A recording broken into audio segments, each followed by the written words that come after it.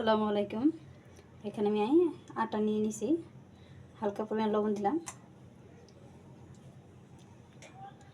এখানে অল্প কটা কালি জিরা দিয়ে দিলাম, হালকা পরিমাণ আমি তরল পানি দেব, অল্প অল্প করে দিয়ে মিশাবো। আপনারা না অল্প অল্প করে দিবেন আর মিশাবেন, যেন আটা ডোটা নরম না হয়ে যায়। এখানে আমি আলুটা মিক্সার করে নিতেছি, আগে সুন্দর করে আলুটা সিদ্ধ করে নিয়েছি।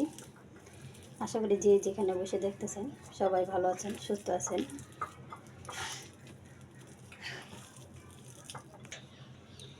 দিয়ে দিলাম এটা পেঁয়াজ কুচানো, কাঁচামরিচ, ধনে পাতা, জিরার গুঁড়ো। আমার রুটি বেলা হয়ে গেছে, এটা মধ্যে সুন্দর করে এখন দিয়ে দিব লম্বা করে।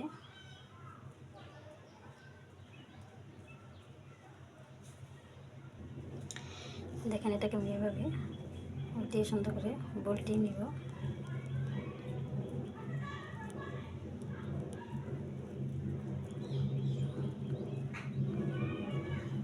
যখন বলটানো হয়ে যাবে এটাকে আমি এভাবে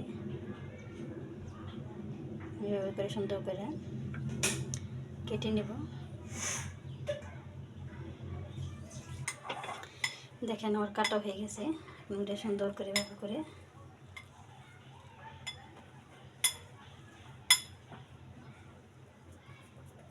এটাকে আমি সুন্দর করে এখন গোল করে দেব। আমার এগুলো বানানো হয়ে গেছে, যে দেখেন আমি সুন্দর করে বানিয়ে নিয়েছি।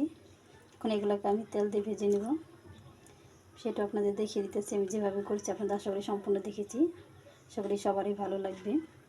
এদিকে আমি একটা তেল চুলায় বসিয়ে দিয়েছি গরম হওয়ার জন্য। দেখেন আমি চুলায় দিয়ে দিলাম, দেখেন এটা আমি উঠিয়ে দিতেছি সুন্দর করে। দেখেন আমি ওখানে তো উঠিয়ে নিতেছি, চুলায় আমি আরেকটা দিয়ে দিছি, এটা আমি উঠিয়ে দিতেছি। এখন সবাই যেখান থেকে দেখতেছেন দেখেন আমার এইটা হয়ে গেছে। কত সুন্দর বিকেলে একটা মজাদার নাস্তা। আপনার চলে এরকম করে ডিজাইন করে সুন্দর করে নাস্তাটা বানিয়ে নিতে পারেন। এটা ঝালও হয়, এটা মিঠাও হইতে পারে, আপনি যেভাবে চাবেন এটা ওইভাবেই হবে। এটা এখন সস দিয়ে বিকেলে নাস্তাটা খেয়ে নেবেন। এটা খুবই একটা মজার নাস্তা বিকেলের জন্য। যে যেখান থেকে বসে অনুষ্ঠানটি দেখতেছেন সবাই ভালো থাকবেন, সুস্থ থাকবেন। শখের বিষয় থেকে আমি বিদায় নিতেছি। আল্লাহ হাফেজ।